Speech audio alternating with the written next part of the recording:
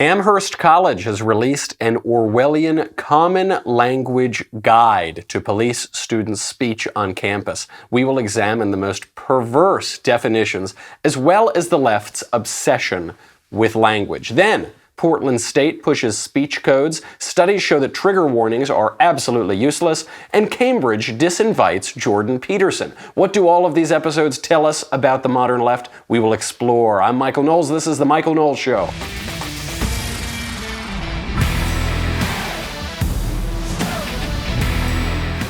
Oh man, I think that what these colleges are doing today is basically covering for those rich parents who bought their kids' way into school.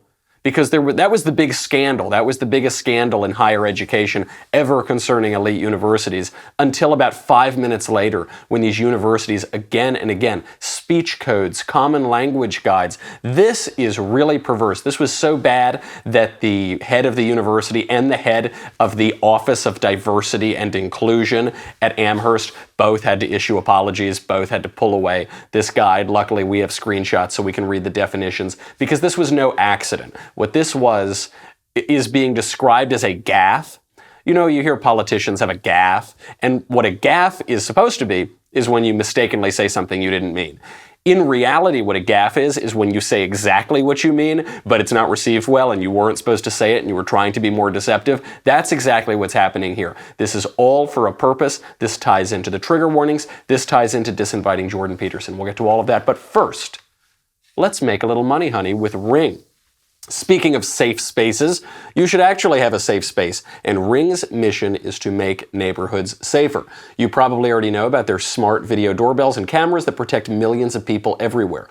Ring helps you stay connected to your home anywhere in the world, so if there's a package delivery or a surprise visitor, you know, those kind of surprise visitors who show up in the middle of the night and want to take all your belongings, you will get an alert and be able to see, hear, and speak to them all from your phone. This is thanks to the HD video and two-way audio features on Ring devices. Our producer just the other day, senior producer Jonathan Hay, he gets woken up at 3 in the morning. He's lying in his bed with his wife, and there are these two drug-addled wackos who are at his door who were clearly just trying to see if anybody was home. And if no one was home, I don't know, what would have happened? Would they have broken in? Well, fortunately for Jonathan, he has Ring, because we're big Ring fans here at the Daily Wire, so he was able to talk to them right away, immediately. They said, okay, all right, we're going to leave, we're going to... Hey, okay, we're no big deal. Right, of course. He could have been on a beach in Boca, he could have been at the office, or he could have been in his bedroom, which he was. It's amazing technology. It's unbelievably inexpensive for the value. Check it out. Right now, you'll have a special offer on a Ring starter kit available. That is with a video doorbell and motion-activated floodlight cam. The starter kit has everything you need to start building a ring of security around your home. Go to ring.com/Knowles, Knowles, ring.com/Knowles. Now we move from home security to safe spaces on campus. This guide, the Common Language Guide, was sent out by Amherst University. Now, it wasn't sent out by the language departments, wasn't sent out by the English department. Amherst has a good English program. You would think maybe a guide on language would be sent out by them. No. It wasn't even sent out by the Office of the President or the Office of the Dean of Students. It was sent out by the Office of Inclusion and Diversity. This is something out of 1984. This is something right out of George Orwell, to hear things like the Office of Inclusion and Diversity. What does that office do? What is the purpose of that? Campuses are quite diverse. They've been very diverse for a very long time. They're inclusive. It's a university. That's the point of inclusion. I guess they're not inclusive to all of the conservative speakers that they disinvite, but the Office of Inclusion and Diversity is very often leading the charge to disinvite those people. So what do? They send out Orwellian guides like this. They police people's language. They enforce speech codes. They try to stop the free expression of ideas. They try to enforce a leftist ideology and a leftist orthodoxy. So this is how they described it. They said, quote, "This project emerged out of a need to come to a common and shared understanding of language in order to foster opportunities for community building and effective communication within and across difference. It includes a list of carefully researched and thoughtfully discussed definitions for key diversity and inclusion terms." So right here, you know immediately that today their excuse that this shouldn't have been sent out, it was a mistake, oh, they didn't mean to do it, blah, blah, blah. You know that's not true. They say in their first letter, these are carefully researched. These have been thoughtfully discussed. This is very, very intentional. They tell you twice in one sentence that it's highly intentional. And the purpose of this is very good, ostensibly. The nominal purpose, what they say is, we need a shared understanding of language in order to foster opportunities for community building. Now, the purpose of language is to communicate, right? That's the most basic definition of language. I have my own subjective experience going on in my head. You have your own subjective experience going on in your head.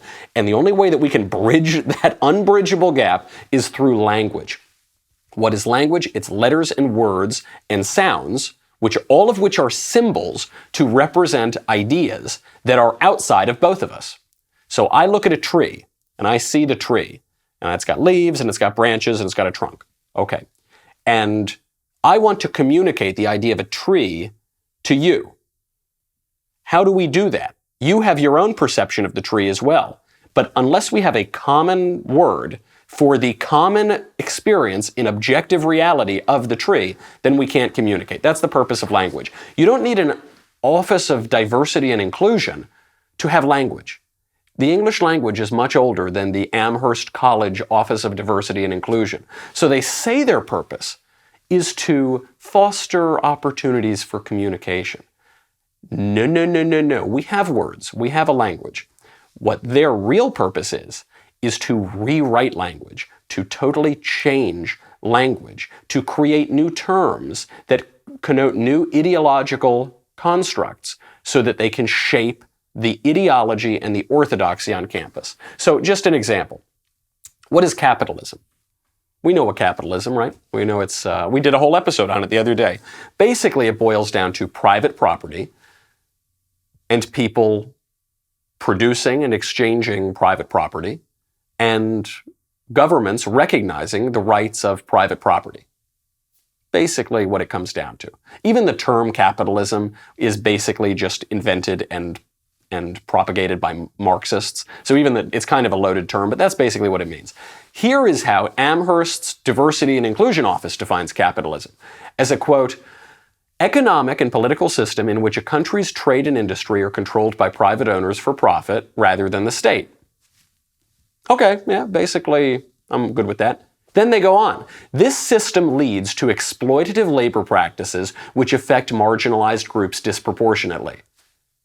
Hold on a second. I thought this was a dictionary. I thought this was a guide to language. I thought this was just a common language, so we know we're using the same terms. So what they do is they'll take a term, and maybe they'll even define it accurately, and then they'll redefine it.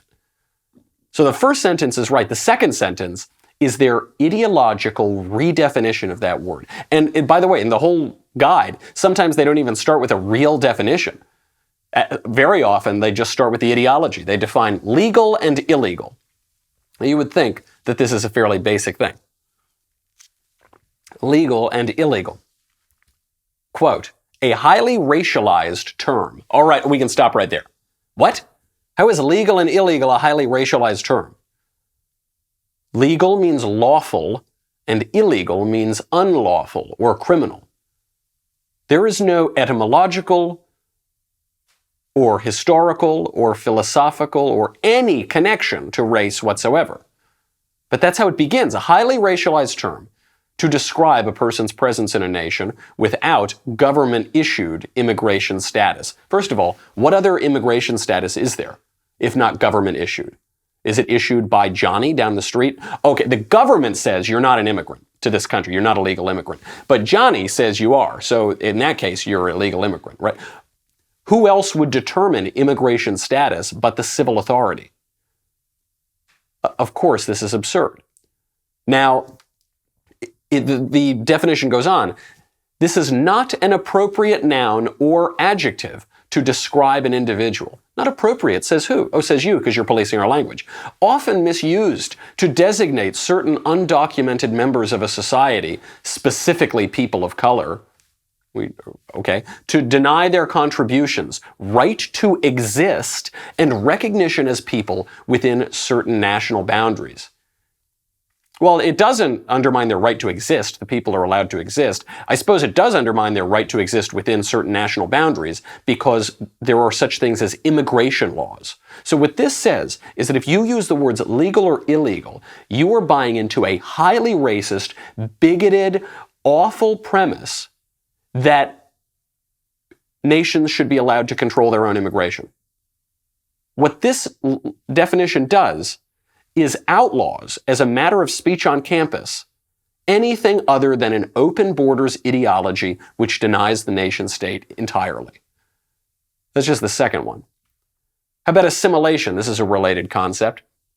Assimilation, we know assimilation means you go to a new place and you behave like the locals. Paesi che vai, usanze che trovi is what they say in Italy, which is translated roughly or translated idiomatically to when in Rome, do as the Romans do. This is what assimilation is. When I go to Italy, what do? I wear my nice Persol sunglasses and I sip on, Lavazza coffee or what. I just do things that Italians do. Sometimes I do that here as well. But that's because I'm of Italian heritage. If I go to Britain, I'm going to behave differently. If I go to the Middle East, I'm going to behave a little differently. That's assimilation. And certainly when you immigrate somewhere, assimilation really matters because you're going to live there. You want to be part of that community. This is how Amherst College defines it. Assimilation happens, quote, as a response to forms of oppression, including, but not limited to, xenophobia, racism, cis-heteronormativity, and religious oppression, among other types of oppression. If you choose to enter another country and immigrate to that country and live in that country for 30 years, you're not doing it because you're oppressed. If that's oppressive, you can always go home. You should go home. You're asking to do that. You're volunteering to do that. There's nothing oppressive then about the people wanting you to, speak their language, follow their laws, behave a little more like they do than only how you want to behave. But they invert that. What is more oppressive? Invading a foreign country and living there and living off of their welfare and violating their laws and forcing everybody not only to accommodate but celebrate you. Is that more oppressive, or is it oppressive to say, hey, if you want to come to the greatest country on earth and we're going to let you stay even though you broke our laws, maybe speak English? Which do you think is more oppressive? They define oppression, by the way. Oppression is predicated upon access to institutional power. Oh, see, this is how they're going to tell me that only big, bad, straight, white men who think that they're men, they're the only ones who can be oppressive. So you can't be oppressive if you invade somebody's country, take all their welfare, violate their laws, and force everyone to celebrate you. That's not oppressive because it's predicated upon access to institutional power. Marginalized communities do not have access to institutional power. So it says women can be as prejudiced as men, but women cannot be just as sexist as men, because they do not hold political, economic, and institutional power. Of course, this is nonsense. Let's take one institution, the institution that sent out this guide, Amherst College. At American universities, women constitute the majority of students. Not even that slim a majority. They got a few points on men. So actually, they do have institutional power, specifically at the institution that is claiming that they don't. How about political power? In the United States, women have the right to vote. There are more women in the United States than men. More importantly, there are many more women voters than men voters. Women have about a 15-point voter gap on men. So actually, if we're talking about institutional political power, women have way more political power in the United States than men do. Just using their own definitions, but it doesn't matter. What they need to do is not just define the word, but then have that little explainer line afterward. Women cannot be just as sexist as men. Marginalized communities do not have access to institutional power. But they do. So what happens if they do? I guess what it means is they're not that marginalized. They're really not very marginalized communities. And then this brings us to American exceptionalism. This is an historical, philosophical, political, linguistic construct that ostensibly a good university completely misunderstands. Before we get to that, let's make a little money, honey, with honey. You know how much I love honey. Honey is the only way to buy stuff online. Have you ever bought something online and you missed a discount? Discount came up a day later, or you missed it on a certain website. I have not shopped without Honey online for years, since before the Daily Wire existed. I am a true believer.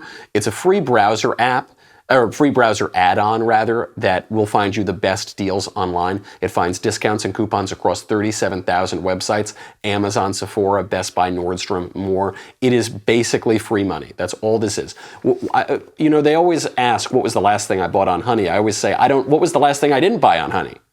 I don't think I've made a purchase without Honey in years. Here's a good example. Last one, I just wanted to buy a tie. I needed to get a new tie. Figured I'm looking a little too casual. And ties can range in price from $100 a tie to $20 a tie or something like that. And so I saw a tie I really liked. It's like $100, but I don't want to spend that kind of money. And then just it finds there, and it saved me like 60% or something like that. Make sure you use Honey. Honey has saved its 10 million members an average of $28.61. That's over 10 million people. I tell you, it saved me over $1,000, certainly, probably much more than that.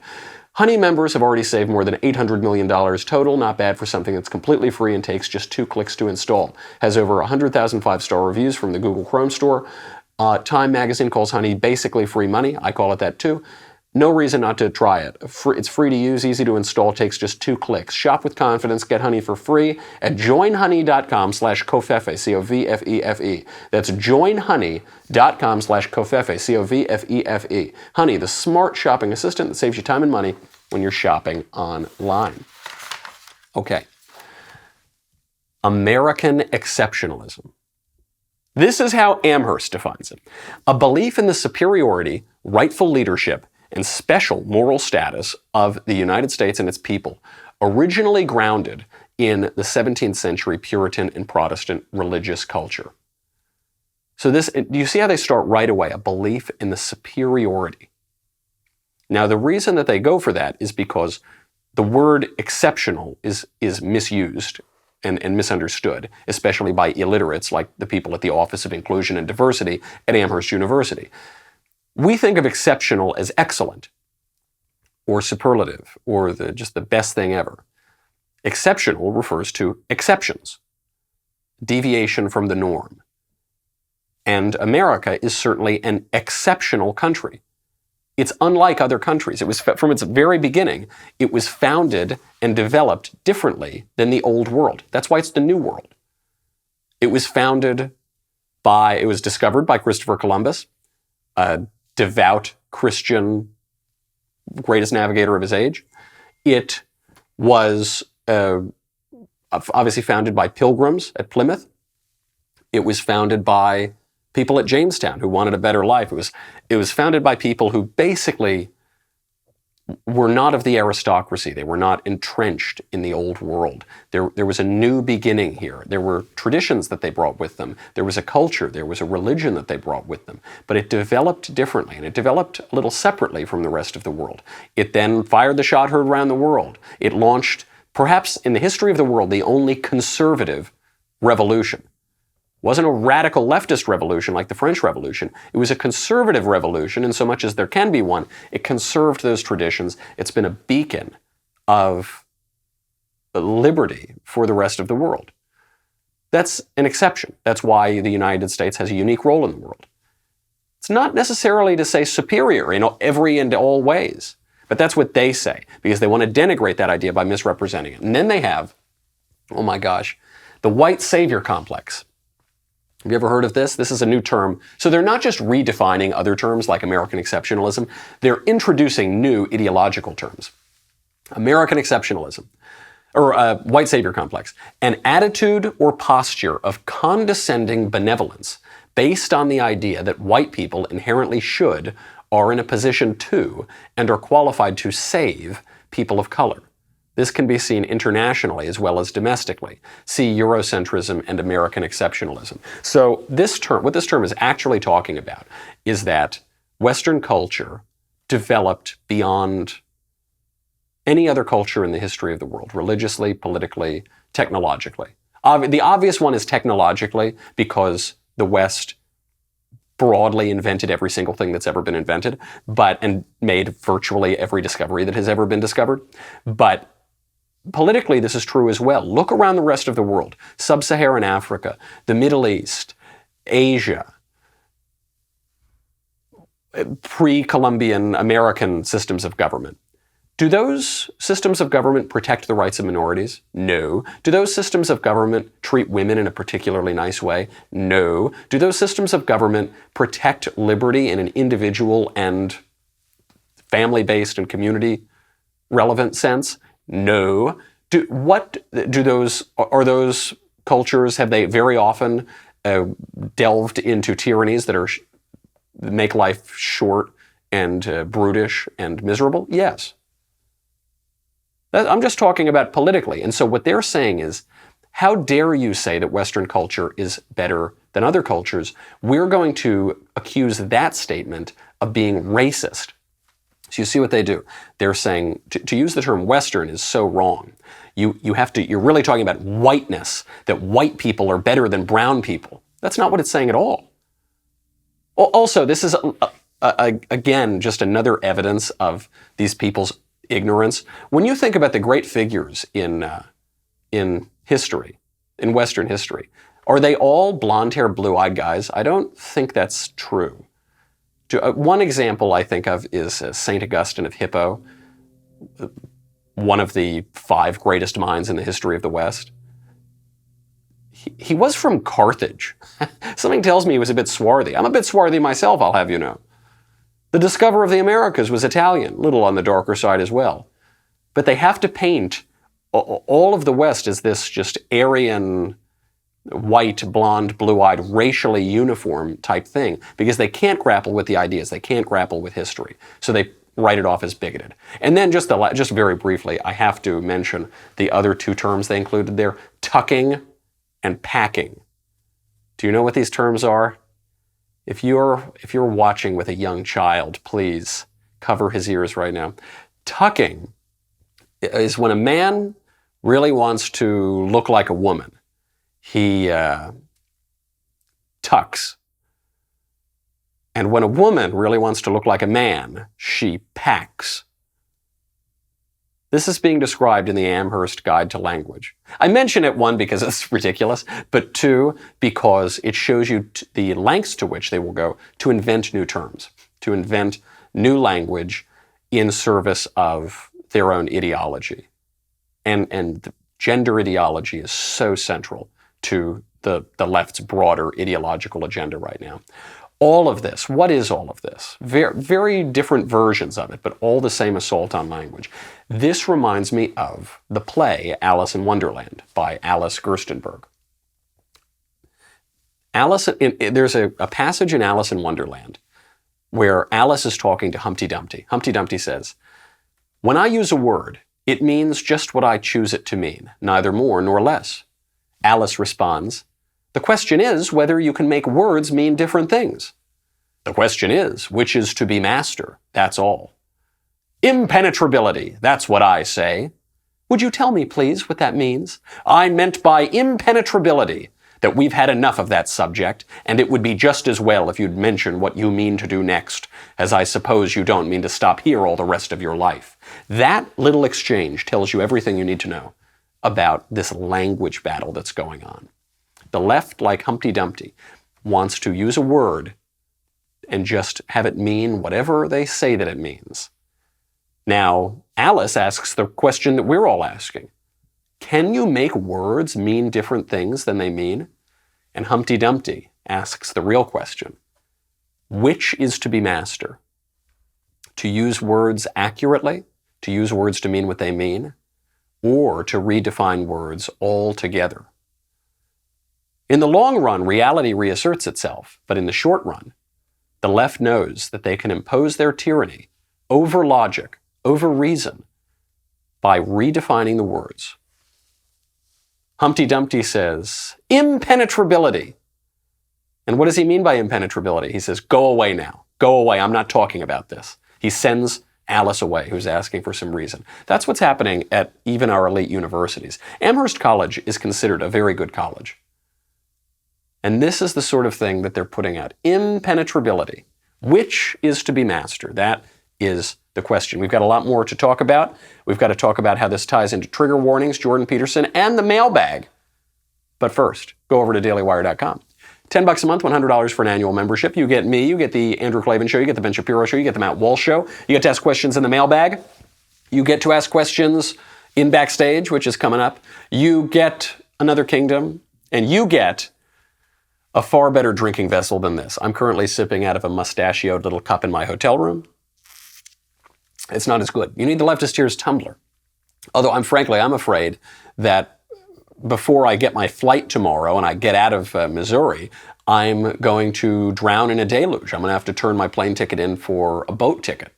Make sure that you have the Leftist Tears tumbler. You will find yourself inconvenienced as I am. Go to dailywire.com. We'll be right back with a lot more on the mailbag.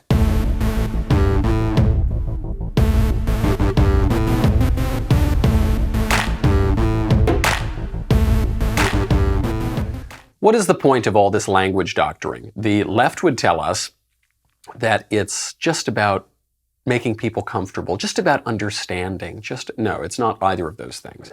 The evidence of this is the trigger warnings. Another way that they try to censor ideas is through trigger warnings. Before you can encounter a great work of literature or history or whatever, they will now offer a trigger warning. Say, if you're prone to post-traumatic stress, you shouldn't read this. If you've ever been in an altar, you shouldn't, it's bad. This would be bad for you. So there's a new study that just came out in Clinical Psychological Science, showed that people who see words with the warning or without the warning have exactly the same reaction. The trigger warnings do nothing to alleviate the stress of people who go on to read them. And it's actually even worse than this. There was a Harvard study that came out last year. It showed that trigger warnings make people less resilient, and it can make reactions to triggering materials even worse. So then what's the purpose? Because in an academic context or in a context of public discourse, you get the warning, okay, but you still have to grapple with the material. Unless the real purpose is not psychological and not academic. Trigger warnings are useless on that regard.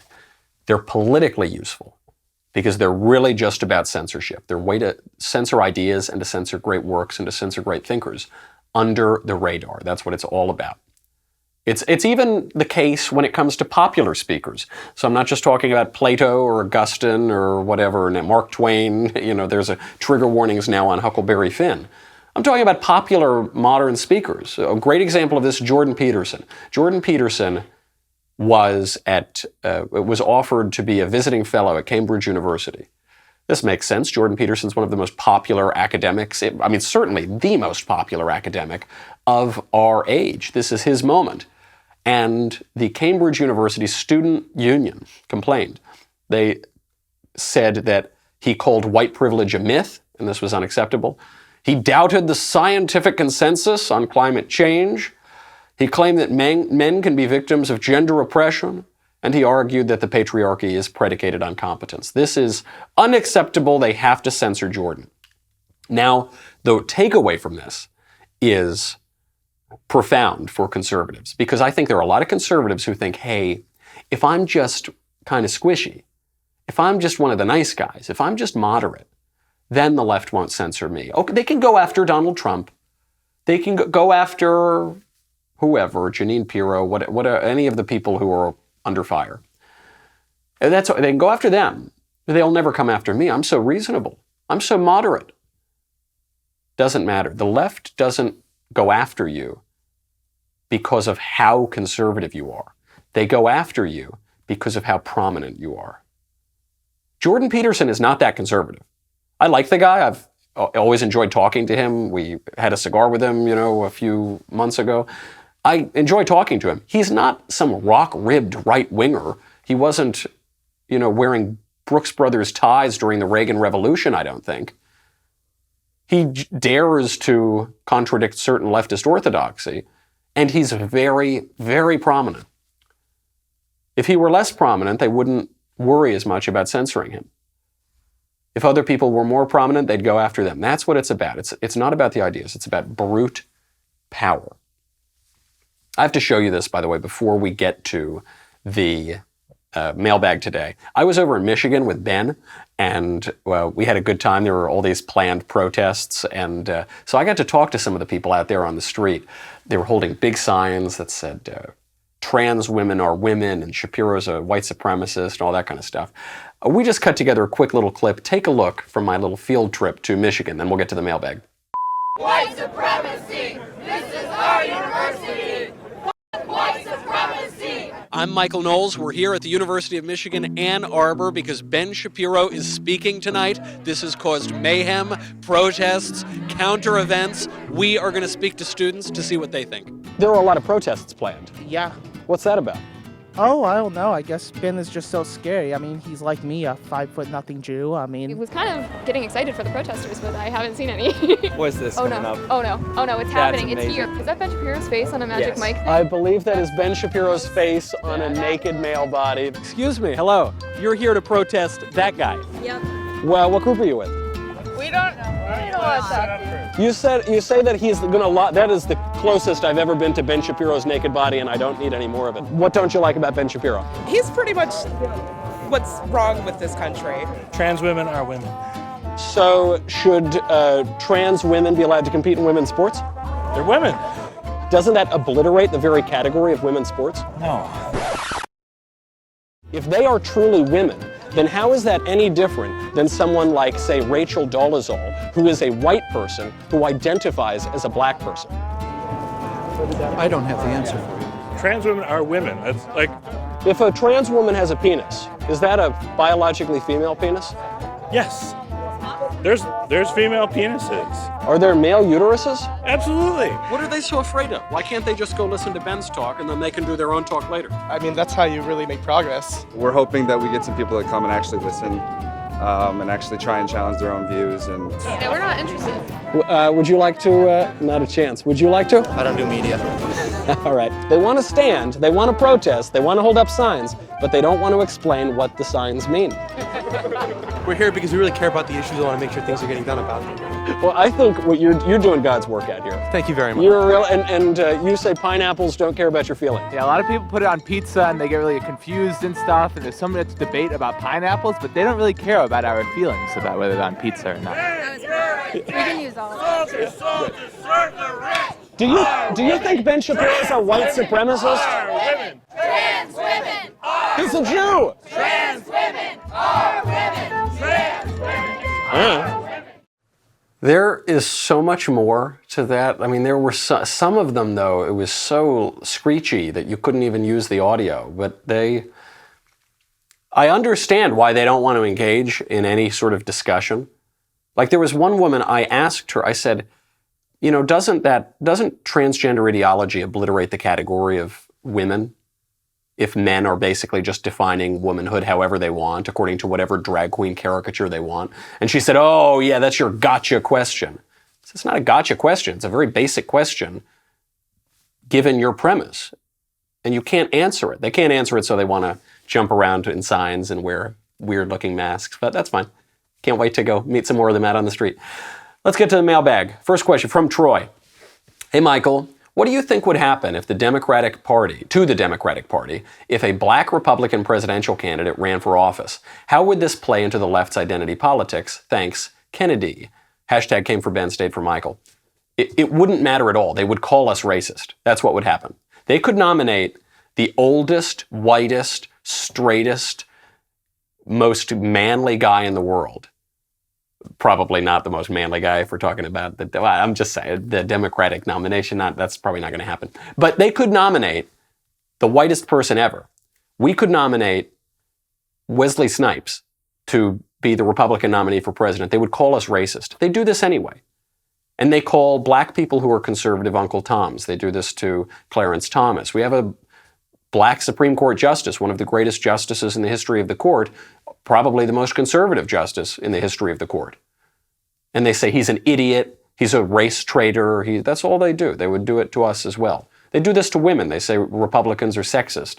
Say, we nominated a woman for vice president in 2008. We have we had a female presidential candidate in 2016.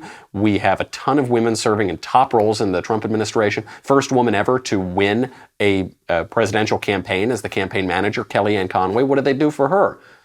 All they do is promote her husband, saying rude and awful things about her and her boss. So it wouldn't matter at all. You're assuming that logic would play some role in the left's attacks on the right. It's not, the left's attacks on the right are not because of logic or because of ideas. It's all about tearing down tradition and conservative thought. And so they're going to do it anyway, even if it doesn't make sense. From Stan. How you doing, Mike? I know you and sweet little old Elisa are happily married, but hypothetically, if she were to be unfaithful to you, how would you handle the situation? Is adultery a good enough reason to divorce someone even if they did it once?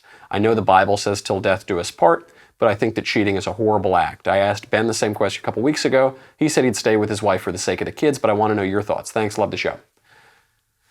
Divorce is not permissible. That's the beginning and end of it. Divorce is not permissible. In the case of emotional or physical abuse, a separation could be permissible or even morally obligatory, or a civil divorce could be obligatory. But this does not dissolve the sacramental union of marriage. Now, in some cases, annulment recognizes not divorce, but that a marriage was never legitimate in the first place. If you find out, you're married to your wife for 30 years and you find out she's your sister, that's not a legitimate marriage. And so that marriage would be annulled. There is no exception to this rule for adultery. Some people, I think, want to argue that in the Gospels, Christ makes an exception for adultery. Those arguments are extraordinarily weak and create a lot of perverse moral incentives. There's really not a lot of evidence for that. So I would think that at my best, I would probably throw the guy out a window. That wouldn't be me at my best, but that would certainly be what I would want to do. But I like to think at my best, I would never get a divorce. I'm pretty forceful on that. Now, that's a horrible thing if your wife cheats on you. It's really hard too, especially because typically it's men who stray, because men very often think with organs that they shouldn't be thinking with, more so than women do. And so it is a different situation when a man cheats on his wife and when a woman cheats on her husband. They're both horrific for a marriage, but you're even talking about the less common version. So it's incredibly hard. I don't know how I would react in that situation. I don't know how I would get over it. I don't know how I would react to it. But it's not a legitimate cause for divorce. Nope. Sorry. Or maybe that's a good thing. I think it's a good thing. From Nicholas. Dear Knowles, my older brother refers to you as Daddy Knowles. What do you think about this? I love it when they call me Big Papa. And I only smoke stogies when they roll propa. That's what I think. From Christian. Dear Sir, I'm a pretty good Christian, but I admit that a vice of mine is that I like to listen to and partake in edgier comedy like Adam Carolla and Gavin McInnes. I know it is not the most wholesome comedy, but I find them very funny and I do not think this causes me to sin. Can I keep listening? Very respectfully, Christian. Yeah, of course. That's not a sin. It's not a sin to listen to dirty comics. Come on. Both of those guys are very funny. No, that's not at all. But we've really broadened the definition of vice and sin if we think that listening to the Adam Carolla podcast is a sin. Now, you might be wasting time or you might be being lazy. I guess that could be a sin. But the comedy itself, no. The comedy is a nice thing. Comedy is one of the consolations of life. Go on, enjoy the podcast. Make sure every day, once you've finished listening to my podcast, you're more than welcome to go on and listen to Adam or Gavin. From Joshua. Local students in my state, Bates College, Michigan, found signs posted around campus that says it's okay to be white. Obviously, campus officials, local authorities, and the local media are freaking out over this. What are your thoughts? This was a pretty smart PR campaign by white racial politics activists. It's okay to be white. Why is this a good campaign? Because nobody but a bigot could disagree with that statement. Of course it's okay to be white. It's not terrible to be white. It's okay to be black. It's okay to be Hispanic. It's okay to be Taiwanese. It's okay to have certain immutable physical characteristics. Now, what do the signs imply? What the signs are trying to do is something that racial activists have tried to do for a long time, which is raise a white racial consciousness. In some ways, this reaction should be totally expected. The columnist Sam Francis predicted this. He sort of called for it, which is that if the left is going to embrace racial politics for every other racial group, then and by the way, if those racial groups are going to categorize whiteness as a legitimate category, if those intersectional politics people will say whiteness is a racial category, then it makes perfect sense that the people that they are criticizing and attacking for being white are going to have a white racial consciousness themselves. It's like my friend Mr. Clavin always says, bigotry turns the other person into what you say they are. So even, I think there could be a legitimate critique of whiteness per se, because perhaps the differences between Italians and Irishmen are legitimate, are distinct, are profound. And maybe to classify them as one race is painting with too broad a brush. However, because the left has embraced racial identity politics, there is now a white racial consciousness. Some people think this is the only way forward to preserve Western civilization. I think that's total bunk, and I think it's mistaking the cart for the horse and the tail wagging the dog. The foundation of Western civilization is not physical. It's not a physical trait.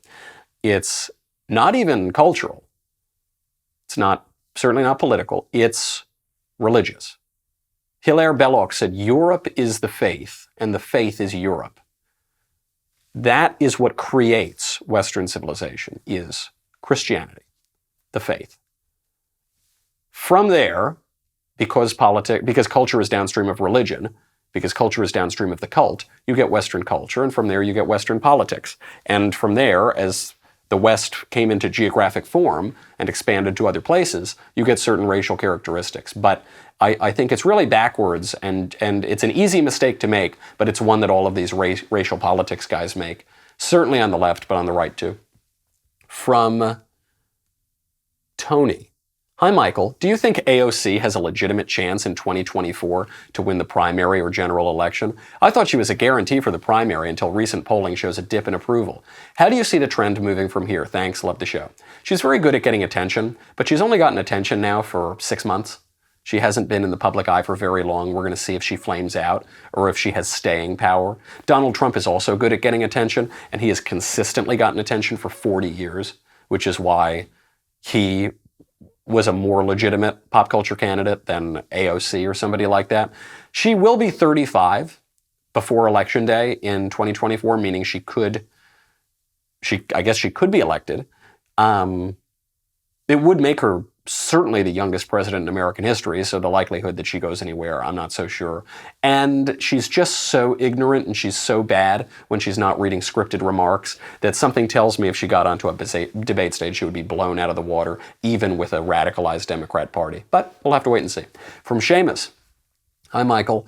I recently heard the argument that the fusing of fiscal and social conservatism within the same political movement is incoherent, as fiscal conservatism and capitalism are not philosophically connected to the preservation of traditional social values. How would you respond to this claim? Well, we're using very broad terms. However, I don't really buy that premise.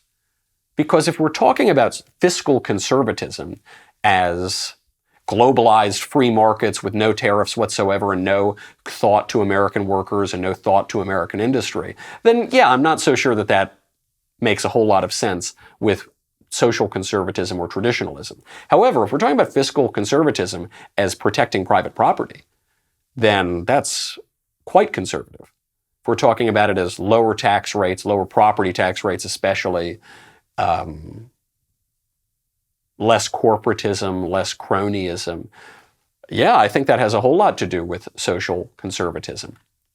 It is certainly the case that when you have long-standing landed propertied interests that keep their own property, that is going to be a great bulwark against radical social change and radical social evolution. When you have a system that recognizes private property rights as a moral imperative rather than just some sort of efficient utilitarian economic design, then you have a very good bulwark against radical social engineering and revolution. So in that case, I think there is a very good argument for fiscal conservatism and social conservatism. You just have to be careful to define fiscal conservatism and not simply equate it with some open borders, constant open trade of libertarianism, basically, because those are not the same thing.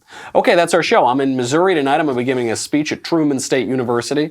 So if you're in Kirksville, Missouri, swing on by. Come on by. Just a quick 3-hour drive from the Kansas City airport.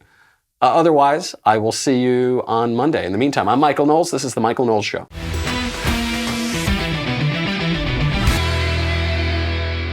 The Michael Knowles Show is produced by Robert Sterling. Executive producer, Jeremy Boring. Senior producer, Jonathan Hay. Our supervising producer is Mathis Glover. And our technical producer is Austin Stevens. Edited by Danny D'Amico. Audio is mixed by Dylan Case. Hair and makeup is by Jesua Olvera. Production assistant, Nick Sheehan. The Michael Knowles Show is a Daily Wire production. Copyright Daily Wire 2019.